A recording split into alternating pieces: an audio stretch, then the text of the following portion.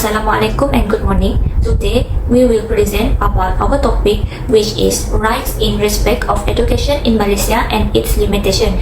This is an assignment for group presentation for subject MPU 3313 Introduction to Malaysian Constitution. This is our team member. My name is Noasni binti Muhammad. My matric number is RCB 2211-02015. My name is Norlidia Dinabi Indang. My nometric is RCB 2211-02009. Hello, my name is Jenny Yang Ling. The vocabulary 2211-02052. Today we will share about 6 contents of our topic, such as introduction of education in Malaysia, the rights in respect of education in Malaysia, Education Act 1996, the important education in Malaysia, the limitation of education in Malaysia, and lastly is the conclusion of education in Malaysia. Okay, so next slide is about introduction, rights of respect of education. Education in Malaysia is overseen by the Ministry of Education in Malay, Kementerian Pendidikan. Although education is the responsibility of the federal government, each state and federal territory has an education department to coordinate education methods in this territory. The main legislation governing education is the Education Act 1996.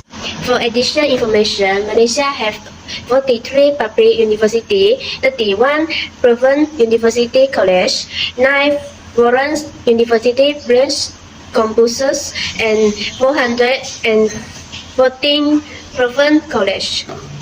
5 state education system in Malaysia. First is preschool education. Offer education to children aged 3 to 6 years old. Second is primary education. Children usually start primary education when they are 7 until 12 years old. Third is lower secondary education. The age of an average secondary education student is 13 years old until 15 years old. Upper secondary education. This education there is 2 years for students aged 16 years old until 17 years old. In the last one is tertiary education. Students who has completed their STM and degree in post-university programs or vocational training. So the next slide is about the right in respect of education in Malaysia. So the Article 12 Sub 1 and Sub A. No discrimination against any citizen on the grounds only of religion, race, descent, or place of birth in the administration of any educational institution maintained by a public authority, in the admission of pupils or students, or the payment of fees. Next is Article 12 Sub 1 Sub B. No discrimination against any citizen on the grounds only of religion, race, descent, or place of birth. And also in providing out of the funds of a public authority, fund measure and or the maintenance or education of pupils or students in any education institution. So this is related each other. Okay, the next is Article 12 Sub 2. Every religion group has the right to establish and maintain institutions for the education of children in its own religion, and there shall be no discrimination on the ground only of religion in any law relating to such institutions or in the administration of any such law. Next is Article 12 Sub 3. No person shall be required to receive instruction in or to take part in any ceremony or act of worship of religion other than his own. So the last is Article 12 Sub 4. For this is for the purpose of grounds Sub 3. The religion of person under the age of 18 years shall be decided by his parent or guardian. For the Education Act 1996 or Act 550, this is the Book of Education Acts 1996. The Education Act 1996 or Act 550 is a law in Malaysia that governs the provision of education in the country. This education provides the legal framework for the establishment, administration, and management of educational institutions as well as the regulation of education policies and practice. This act has been amended several times since its enactment to reflect the changing needs and demands of the education sector. They have 7 key provisions of the Education Act 1996. The first one is compulsory education in Section 2. In Section 2 provide that every child in Malaysia must receive education from the age of 6 to 18. Next is National Education System in Section 3. In Section 3, they provide for the establishment of a national education system that is based on the Malaysian education philosophy and the national language as the main medium of instruction. Number 3 is school administration in Section 25. In Section 25, they provide for the establishment and administration of school, including the appointment of principal, teacher, and other staff. Number 4 is curriculum and assessment in Section 29. In Section 29, they provide for the development and implementation of the national curriculum and assessment system. Number 5 is private education institution in Section 46. In Section 46, they provide for the registration and regulation of private education institution. Number 6 is higher education in Section 51. In Section 51, they provide for the establishment and regulation of higher education institution.